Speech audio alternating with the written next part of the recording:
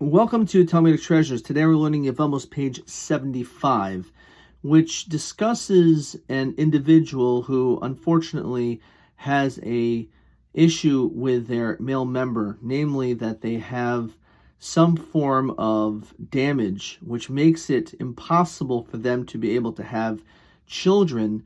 On this, the Torah says that sometimes such individuals are not allowed to marry into the Jewish nation. And although, of course, then itself seems very harsh, however, the reason for this, of course, is because we want the woman to be able to have children. And we therefore make certain restrictions to make sure that they're able to marry into a relationship where they potentially can have kids. Now, on this, the Talmud tells us something quite fascinating.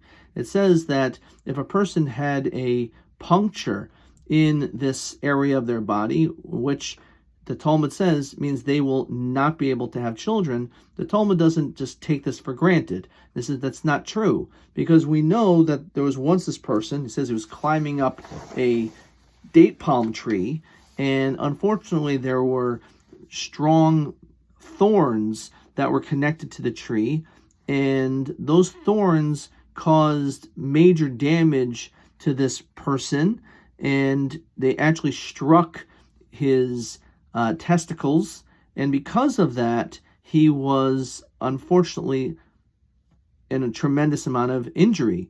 And the Talmud then says, even though this happened, we see that he had a lot of children.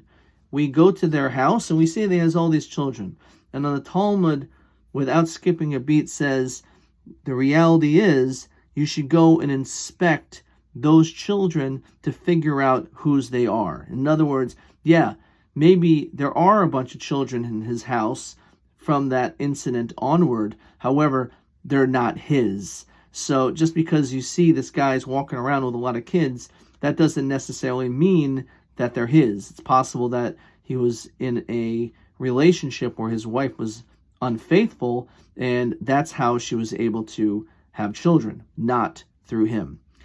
The Talmud does tell us, as a side note, that even though this, again, is a very sad and difficult situation, this is not the case if a person is born in this way.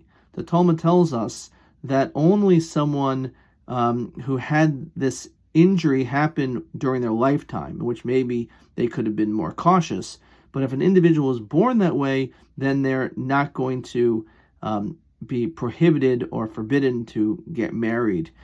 It's only this individual, such as this person climbing up the tree. Now, as we've mentioned numerous times, when it comes to the Talmud, these are topics in which seem to be really far off and something which seemingly deviates from the holy spiritual Torah. But that is the furthest approach, because there's nothing that the Torah considers to be taboo that should not be discussed. The element of learning Torah is to reach the truth and to know what to do in all situations. And therefore, even though it sometimes mentions things that are a little bit difficult to understand on the surface, that will get us to reach the absolute truth of our holy Torah.